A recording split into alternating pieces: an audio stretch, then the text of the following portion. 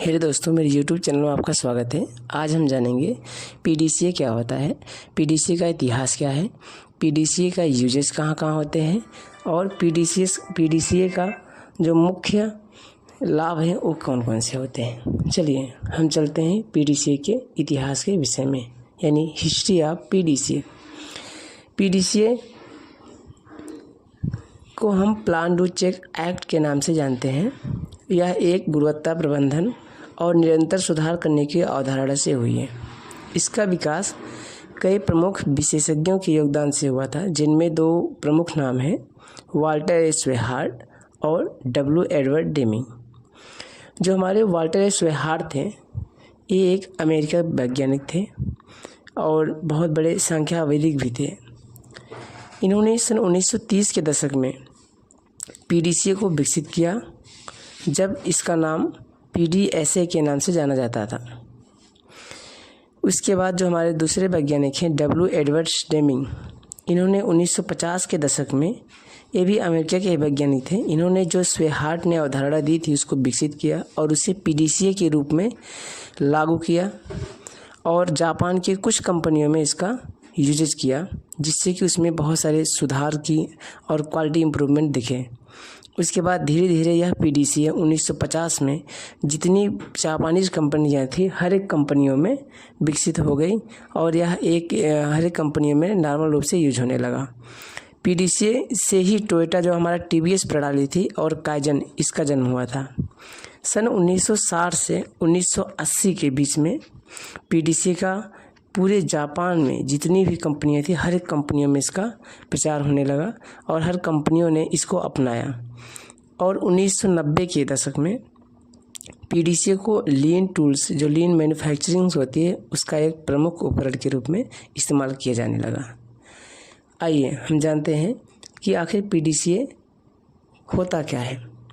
PDCA के 4 चरण होते हैं।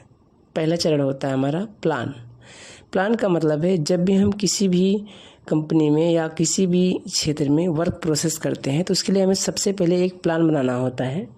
उस प्लान में हमें ये देखना होता है कि हम किस प्रोडक्ट को बनाने वाले हैं, उसके लिए हमें किन किन उपकरणों की आवश्यकता है और उसको बनाने के लिए हमें किन किन चीज़ों की ज़रूरत है और उसका जो गोल है वो एक तय किया जाता है।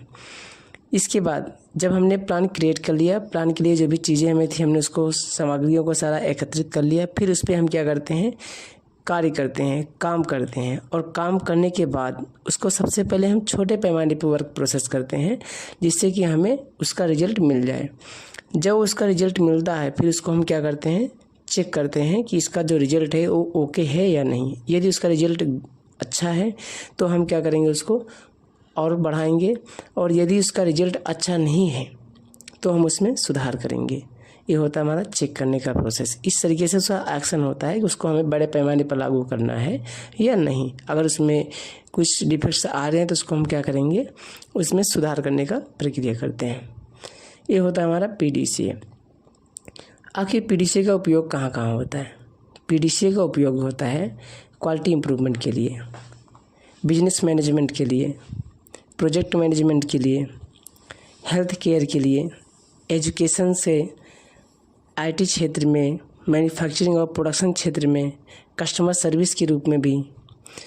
PDCA का जो प्रमुख लाभ होता है वो कहीं ना कहीं हमें कंटिन्यूस इम्प्रूवमेंट देता है। जो प्रॉब्लम्स होती है उसको सॉल्व करने में, जो हमारी क्वालिटी है उसको कंट्रोल करने में, जो हमारा जोखिम होता है, जो हमारा रिडक्शन होता है, रिस्क रिडक्शन होता है, जोखिम को कम करने में, और टाइम और जो हमारे कॉस्ट होते हैं उसकी एफिशिएंसी में। डेटा ड्राइवन डिसीजंस में भी इसका यूज करते हैं। इम्प्रूवमेंट टीम वर्क में, कोई भी कोलैबोरेशंस हो उसमें, फ्लेक्सिबिलिटी में भी, कस्टमर सेटिस्फेक्शन में भी, रेगुलेटरी कंप्लायंस में, यानी हम PDCA का उपयोग मिनिमम हर एक क्षेत्र में करते हैं। थैंक यू दोस्तों। यदि आपको मेरा चैनल पसंद आया हो तो लाइक और सब्सक्राइब करना ना भूलें।